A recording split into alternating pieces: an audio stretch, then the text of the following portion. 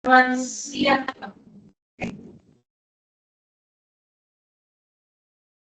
Selamat siang semuanya. Selamat siang. Gimana nih kabarnya hari ini? Baik. Ibu, teman-teman pasti belum tahu ya tentang Ibu. Oleh karena itu, Ibu mau perkenalan terlebih dahulu. Jadi perkenalkan, Ibu adalah mahasiswa dari Universitas Indonesia yang akan melakukan PPL di sekolah ini. Perkenalkan nama Ibu Evelyn. Dan jadi teman-teman semua bisa mengambil di FWM saja. Mungkin juga boleh kalau cuma ingin saja yang perkenalan, boleh diminta yang paling belakang untuk kenalan dulu. Boleh. Teman-teman saya sama Ibu. Oke, sama-sama.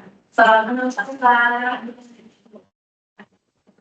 Selanjutnya Ibu pertama masalah bisa Ibu. Salam kenal bisa.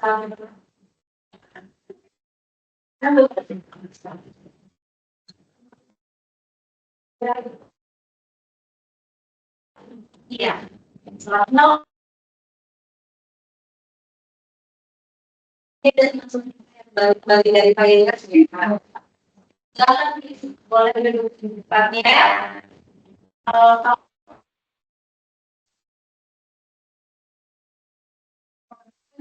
saya bukan kegiatan kenapa kerja yang belakang dari sana apa sama terakhir pertama yang saya ya iya topiknya teman-teman semuanya udah mulai mesum nih karena ini tidak siang pastinya ngantuk. Jadi ibu mau ajak teman-teman semua untuk melakukan ice breaking. Jadi nanti ibu akan bagikan satu kertas dan nanti teman-teman harus menggambar draftnya. Jadi sekarang semuanya coba pikirkan akan menggambar apa. Jadi nanti ibu misalnya tadi ketiga, saya nanti gambar pertama Tikara. Nah, lanjutnya juga sebelahnya ke Elia. Dia bisa gambar segitiga. Nah, terus bapak pegang sampai satu. Seperti itu nanti. Karena udah ada di bayangan semua mau gambar apa kira-kira? Sudah? Boleh dimulai. Iya.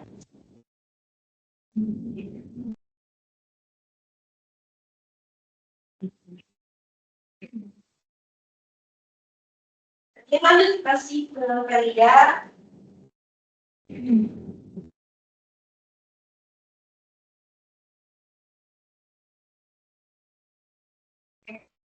Lanjut. Lanjut.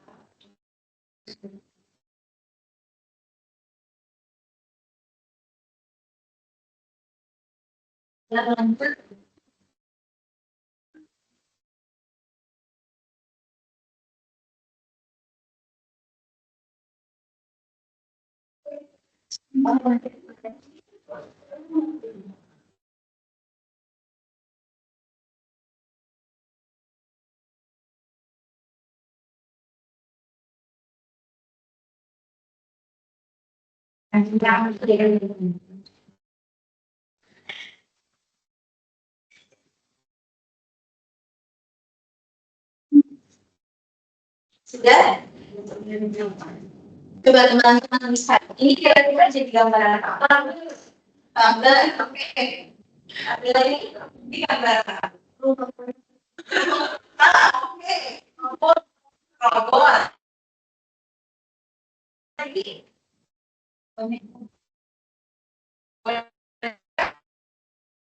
Ada lagi tidak? Sebenarnya tadi kalau dari tiga, awalnya gambar apa sih? Kepikirannya? Tadi batu bata. Terus kemudian tadi mau gambar gambar buku buku. Oke. Rumah. Ya, ya. Rumah juga.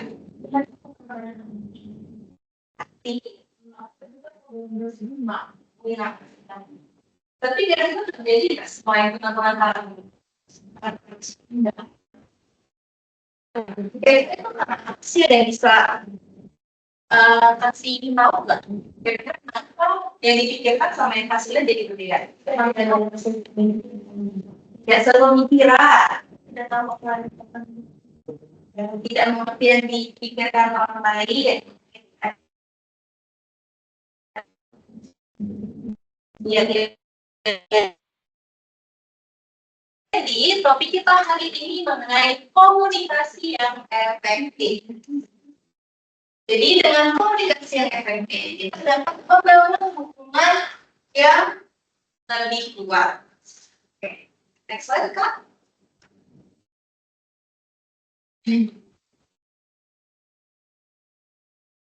Jadi komunikasi boleh bantu baca apa? Komunikasi berasal dari bahasa Latin, menulis, mengabdi, sama kemudian menjadi katakan, mengikat, mengerti menjadi sama atau berbagi. Komunikasi Cukup boleh. Jadi awal kata komunikasi itu berasal dari bahasa Latin, yaitu komunit yang artinya sama. Kemudian berkembang menjadi komuniker yang artinya menjadikan sama atau berbagi. Jadi dapat kita simpulkan kalau komunikasi itu artinya berbagi. Nah, komunikasi itu merupakan aktivitas mentransfer atau berbagi informasi melalui pertukaran pikiran, pesan, visual, sinyal, tulisan, dan perilaku. Next.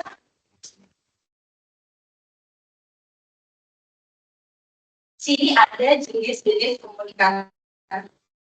Tentu komunikasi ini saat ini bisa kita lakukan. Dan setiap hari juga selalu kita lakukan. Jadi yang pertama ada komunikasi berlisan secara tatap muka. Contohnya itu ya saat ini. Ibu sedang menjelaskan di depan, Ibu memberikan arahan materi, itu menggunakan komunikasi lisan. Kemudian ada tertulis, contohnya adalah chat, email. Jadi ini bisa kita lakukan dengan tulisan kata-kata, tidak bicara secara langsung. Kemudian ada non-verbal. Non-verbal itu contohnya melalui ekspresi, gestur. Ada visual, itu gambar. Kira-kira kalau kayak gini teman-teman semua udah paham? Kalau ibu tanya, kalau orang itu kira-kira masuknya ke komunikasi apa sih? Lebih ke cinta. Kemudian, kalau misalnya sekolah, kira-kira masuk ke komunikasi apa? Bisa. Kalau misalnya komunikasi apa? Non-verbal. Oke. Kalau misalnya kita melihat poster, itu kira-kira masuk ke komunikasi dan visual. Berarti teman-teman sudah mengerti jenis-jenis dari komunikasi. Oke, selanjutnya. Kalau tadi kita udah mengerti apa itu komunikasi, sekarang kita harus mengetahui komunikasi yang efektif. Jadi, komunikasi dapat dikatakan efektif apabila pesan yang disampaikan itu oleh komunikator. Di komunikator itu adalah orang yang menyampaikan pesan.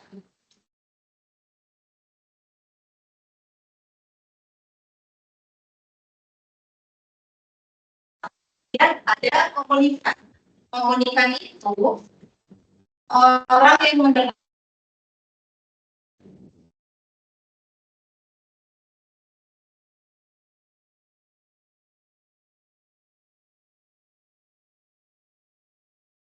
Jadi komunikasi yang dikatakan efektif ketika pesan yang dikatakan oleh komunikator yang menyampaikan pesan dapat diterima dengan baik atau sama oleh komunikator yang menerima pesan, sehingga tidak akan terjadi salah persepsi.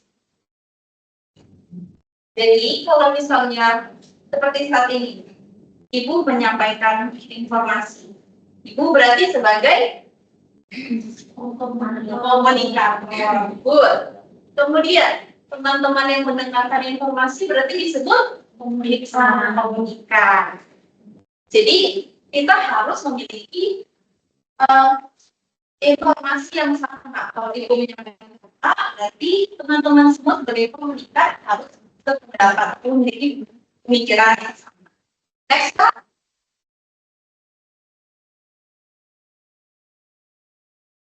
kira-kira enggak sih kalau boleh kata-kata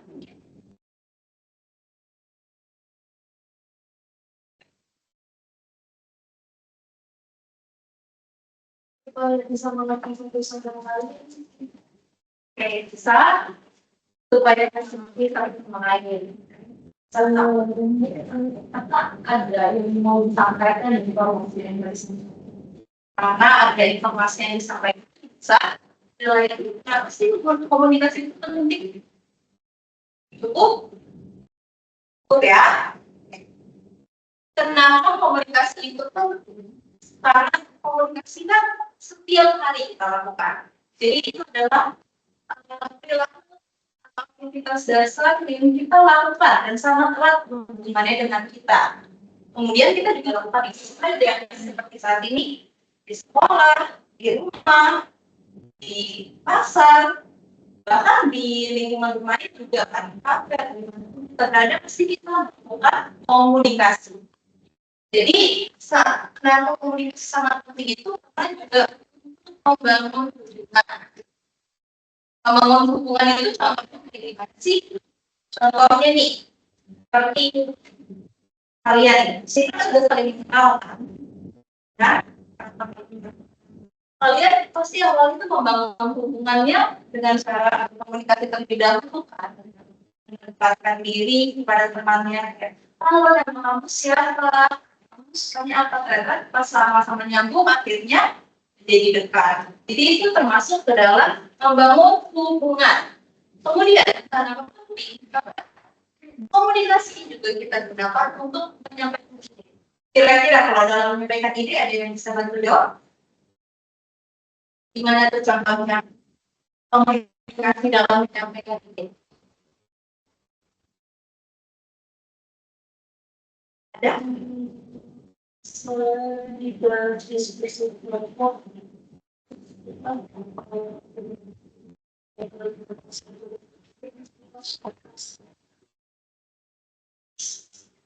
Oke. Tuh, jadi tadi contohnya di kelompok.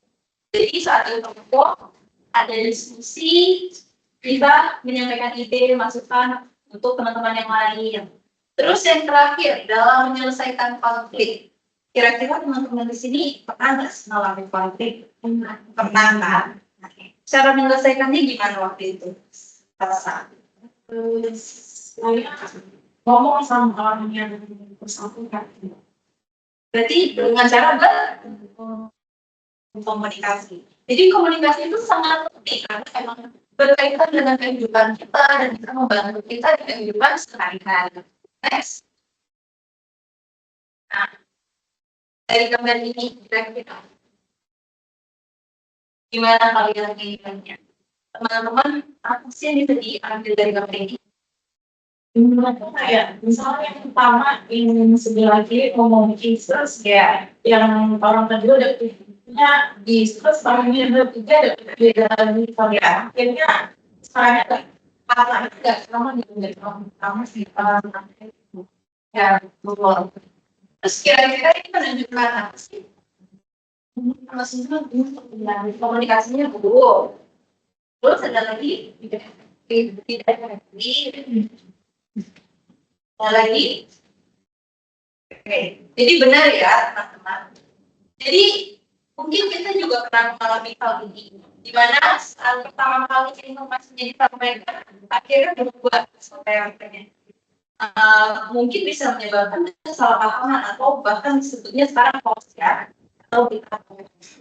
Nah, untuk itu agar hal-hal seperti ini tidak terjadi, kita harus bisa berkomunikasi secara efektif.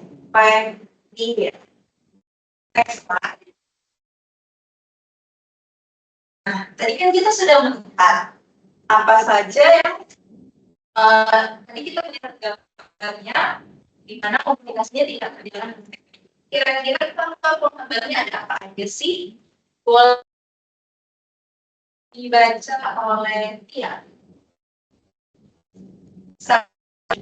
Satu, salah paham dalam komunikasi. Sendiri besar kita saat menyampaikan tidak besar, tidak yang menentukan besar, memaparkan itu ambisu, karena kalau dalam komunikasi tidak lewat, Oke, salah paham faktor penghambat yang pertama itu salah paham dalam komunikasi. Nah, ini tuh bisa dipengaruhi karena pengirim pesan atau komunikatornya. Misalnya komunikator tidak jelas saat menyampaikan informasi atau memakai kata-kata yang itu atau mungkin bahasa-bahasa asing. Sehingga nanti komunikasinya jadi tidak efektif karena yang menerima pesan atau komunikannya menjadi mendapatkan persepsi yang berbeda atau pemikiran yang berbeda dan hasilnya seperti gambar yang tadi apa yang disampaikan di awal berbeda sama yang di akhir. Kemudian yang B, boleh lihat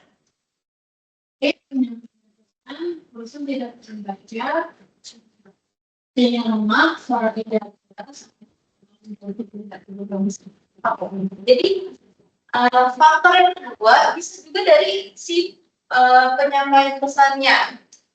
Kalau penyampaian pesan berarti alat bantu ya, tidak secara verbal atau lisan. Jadi bisa saja karena tulisannya tidak bisa terbaca karena tulisannya terlalu kecil atau mungkin tulisan yang kurang rapi. Kemudian kalau menggunakan alat bantu seperti telepon sinyalnya lemah sehingga informasi yang kita dapat jadi putus-putus dan hal-hal lain seperti hal-hal teknis. Kemudian yang ketiga boleh salah C, penerima pesan. Lingkungan bisnis kendaraan sakit, tidak fokus atau perbedaan latar belakang dan bisnis. Oke, jadi salah paham yang ketiga dapat diterima oleh si misalnya saat di tempatnya itu berisik sehingga informasi yang disampaikan nggak akan efektif karena tergantung dengan suara-suara yang ada di sekitarnya.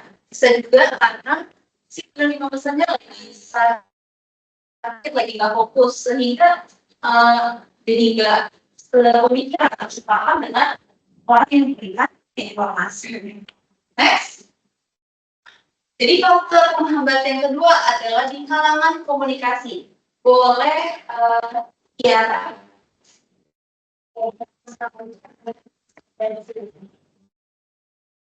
Pertama, melihat sesuatu yang berbeda, yang kedua, jadi kalangan komunikasinya itu bisa dipersepsi yang pertama. Persepsi itu adalah pandangan kita saat melihat orang. Misalnya saat kita melihat orang berbadan besar, kita udah persepsiin kayak, oh ini pasti dia galak, atau oh ini pasti dia suka mukul. Persepsi, padahal hal itu belum tentu benar. Nah, kenapa bisa jadi halangan atau faktor penghambat? Karena kalau kita sudah punya persepsi seperti itu, pasti akan mempengaruhi sikap kita terhadap informasi yang diberikan. Kemudian, yang kedua, status sosial itu perbedaan status bisa membuat salah satu pihak merasa segan dan tidak bisa bicara dengan pribadi. Kira-kira nih kalau perbedaan status ada yang bisa kasih contoh nggak sih? Gimana maksudnya perbedaan status dalam berkomunikasi? Ada? seperti ekonomi, kayak gitu. Jadi terkadang ada yang hanya mencuri apa pakaian tidak seluruh di kalau saya bisa jadi belum sengaja takutnya kayak bagaimana tuh hubungannya berbeda gitu ya. Dari kalau sama di sana, ini pasti rasanya beda dan saya suka dan kopi menambahkan di sini. Nah, status sosial bisa juga dari ekonomi. Ada lagi? Yang itu kalau kita ngomong sama apa bahwa di posnya kita sudah di kalau kita sedang demo nanti kita dicari tapi dikeluarin dari sekolah itu. Jadi seperti itu. Oke, benar. Perbedaan sosial juga bisa dilihat dari jabatan, selain dari ekonomi dari kita. Ada lagi yang bisa kasih contoh? Oke. Jadi status sosial ini juga bisa seperti saat ini. Ibu kan guru, kalian semua siswa. Tentu kalian terpaksa canggung atau segar saat bicara dengan ibu, dan pasti akan berbeda komunikasinya saat bersama teman atau bersama guru. Nah, jadi itu juga termasuk ke dalam konteks penambah. Karena kalau kita jadi segan dan sulit untuk berbicara, tentunya kita jadi gak akan mengerti satu sama lain. Seperti itu. Dan yang ketiga, boleh dibaca. Saya ada seperti inklusif, inklusif dan juga yang berdiri. Nah, jadi inklusif dan inklusif itu contohnya saat kita menyampaikan informasi, teman kita seolah-olah tidak terbuka dengan kita, seolah-olah dia nggak peduli sama apa yang kita sampaikan, sehingga kita yang jadi komunikatornya yang ingin menyampaikan pesan pasti jadi enggak dong, kayak atau enak atau merasa kayak nggak jadi lain. Jadi faktor sikap defensif ini juga menjadi salah satu penghambat dalam komunikasi. Next, Kak. Kemudian yang D ada perasaan negatif. Jadi rasa takut, cemas, marah, tertekan bisa menghalangi komunikasi yang pada diri. Karena tentu kita pernah merasa hal-hal yang buruk gitu seperti sedih, cemas, dan itu pasti mempengaruhi diri kita, termasuk saat kita berkomunikasi. Kemudian yang kelima ada asumsi, itu anggapan atau kesimpulan yang dibuat tanpa bukti yang jelas. Nah, asumsi ini itu mirip seperti tadi persepsi, di mana kalian udah melihat orangnya itu, misalnya pasti dia nggak ramah, pasti dia galak. Nah, itu bisa membuat kesimpulan tanpa bukti itu jelas, padahal kita belum kenal dengan orang tersebut. Kita sudah menganggapnya pasti dia galak, kalian nggak mau berkomunikasi, harus berkomunikasi pun jadi terbatas. Dan yang terakhir ya, bahasa. Nah, perbedaan bahasa, dialek, bahkan penggunaan istilah yang sulit dipahami juga atau membuat pesan atau informasi yang disampaikan tidak efektif.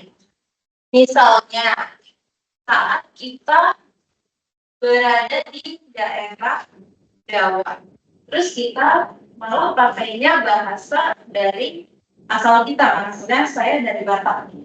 Terus saat saya sampaikan bahasa Batak, tentu orang-orang yang di sana tidak mengerti, sehingga komunikasinya kayak kita tambah.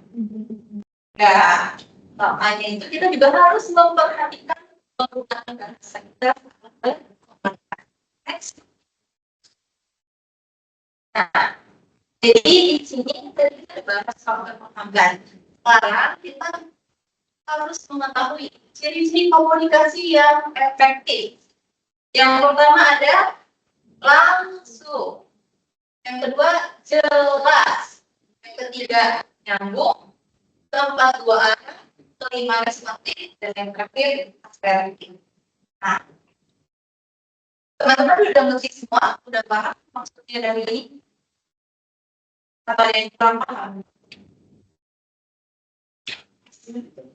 Contohnya bagaimana Asertif itu contohnya saat ada yang memberikan informasi, kita tidak hanya diam atau malah berhenti, tapi kita harus terbuka. Kita harus memberikan respon dan kita kayak siap mendengarkan.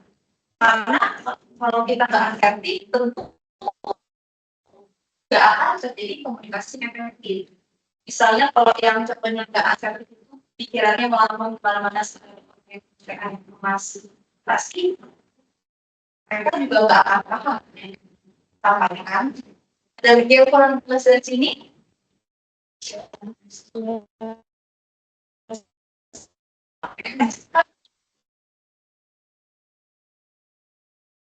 Saat kalian ingin bicara, tapi orang-orang malah sibuk dengan kami sendiri. Kira-kira ini termasuk komunikasi yang efektif. Ya, gue boleh balik. Kira-kira kenapa nggak efektif? Apa yang tidak terpenuhi dari ciri-ciri tidak dua arah? Terus tidak responsif. Ada lagi? Tidak.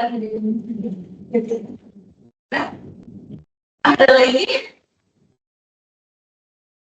Jadi yang pertama tidak dua arah, tidak. Ada lagi?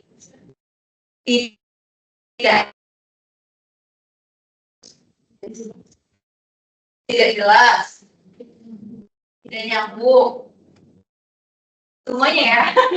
Jadi semuanya ya tidak memenuhi.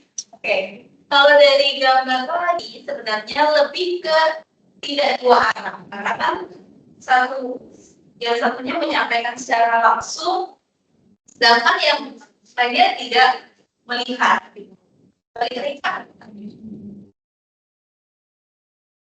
Nah, kemudian tidak responsif, iya betul. Kenapa tidak responsif? Karena saat dia bercerita, tapi tidak ditanggapi, respon.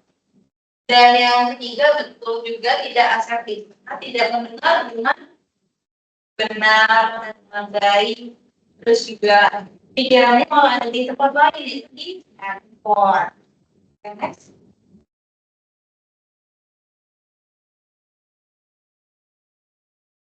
Di sini, Ibu ada tips untuk komunikasi dengan efektif.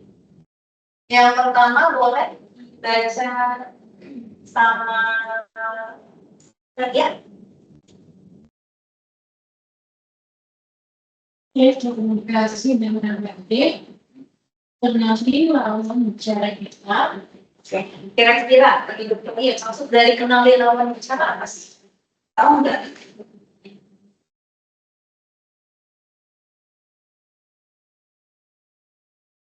Tahu.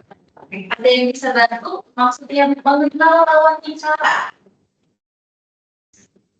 Boleh Kita harus tahu bahwa saat kita bisa teman merasa sekarang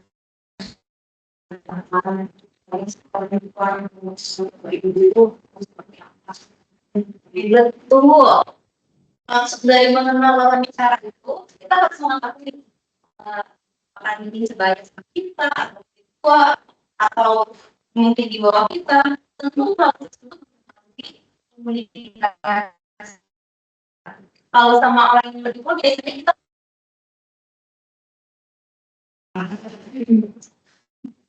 terus kalau teman-teman biasanya gimana?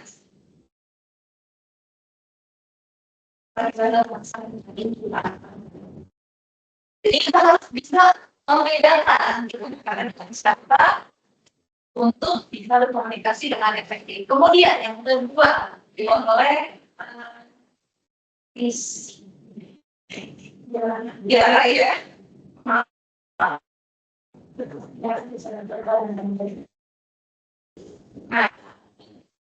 tadi kita udah belajar verbal itu yang diucapkan secara langsung. Non verbal itu dari ekspresi yaitu atau kita menggunakan keduanya. Karena saat kita berkomunikasi tentu jika tanpa mendapatkan verbal akan bukan terasa. Soalnya saat kita menyampaikan pendapat kita nggak setuju, Tapi saya nggak setuju. Sedangkan kalau misalnya kami dikatakan verbal, saya nggak setuju ya. Itu pasti ada asal beda. Ada penegasan dengan gerakan verbalnya. Terus yang ketiga boleh yang bawah atau yang sebelah kanan boleh dimiliki sifat tidak itu attention detection. Kira-kira ada yang bisa bantu jawab? Maksudnya ini apa? Pada saat kita berbicara, kita harus menghormati orang lain itu di attitude itu. Jadi kayak misalnya kita berbicara sama guru, kita harus memiliki sopan santun kita berbicara. Kemudian yang kecil sedangkan orang pun mau balas apa tuh namanya penyampaian pesan kita, terus orang tersebut dijawab, kita harus memperhatikan. Terus yang ada yang mungkin bisa menyampaikan coba yang action ada kira-kira. Oke, kurang tahu ya. Tadi penjelasan dari kita sudah benar. Itu kita harus memiliki attitude atau perilakunya yang benar. Atau orang lain berbicara, berarti kita harus mendengarkan. Terus kemudian attention, kita harus memberikan perhatian saat ada orang yang berbicara, fokus melihat, terus juga kita tidak asik dengan dunia sendiri. Dan yang terakhir action ini maksudnya kita tentunya saat komunikasi ada informasi yang disampaikan. Disampaikan. Dia perlu ambilkan pulpen. Nah, berarti itu harus langsung dilakukan actionnya. Terakhir, ada yang bersikap terbuka dan profesional. Ada yang bisa bantu jawab maksudnya bersikap terbuka dan profesional?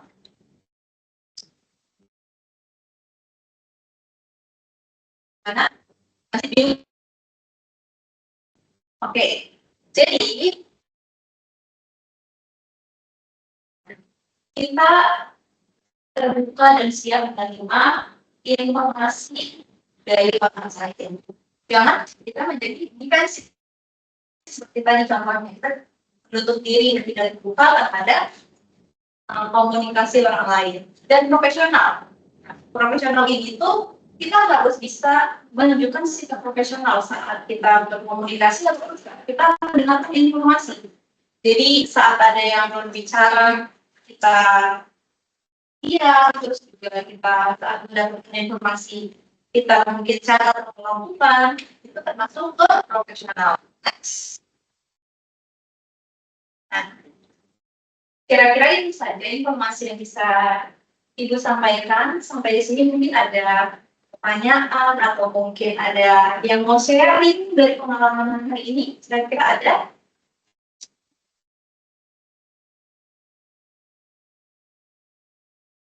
Dari yang cukup? Dari yang ditanyakan? Kalau sharing apa sih materi hari ini yang berkesan buat kalian?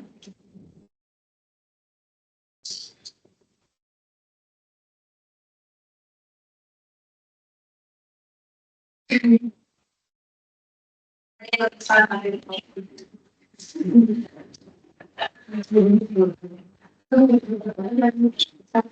Dan ibu tentang cara komunikasi yang efektif. Ya, Kalau komunikasi sama orang kita harus asertif yang tadi itu ya, saya sebutkan asertif itu sudah kita harus bisa paham, bisa juga ada lewat mimpi wajah kita, visi kita juga terlihat, itu juga bisa memberikan komunikasi itu. Oke, terima kasih. Ada lagi untuk saya nanti pada saat kita itu dan tidak pada waktu jalan dari semuanya nanti kan gambar dari SPP kita lagi. Ada lagi?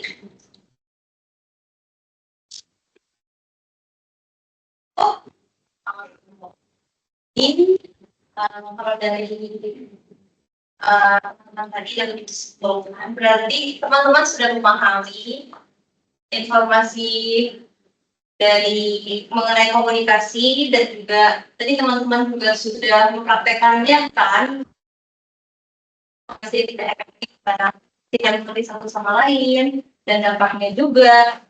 Semoga materi ini dapat berguna dan juga dapat teman-teman lakukan di kehidupan. Ya, dari itu terima kasih.